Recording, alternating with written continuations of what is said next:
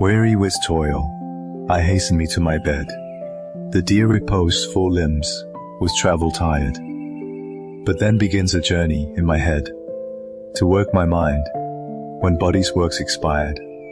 For then my thoughts, from far where I abide, intend a zealous pilgrimage to thee. And keep my drooping eyelids open wide, looking on darkness which the blind do see. Save thy shadow to my sightless view, which like a jewel hung in ghastly night, makes black night beauteous, and her old face new. Lu, thus by day my limbs, by night my mind. For thee and for myself no quiet find.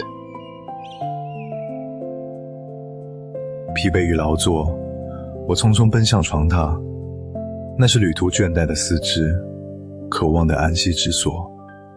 然而此时，脑海中的旅程才刚刚开始，肉身的劳作既已告终，心灵的劳作便接踵而来。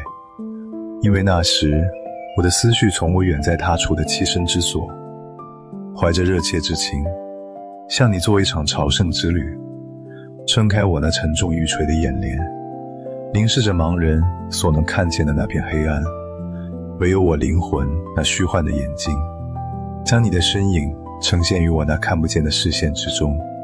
你如同一颗悬挂在阴森黑夜中的宝石，让黑夜变得美丽，让那苍老的面容焕然一新。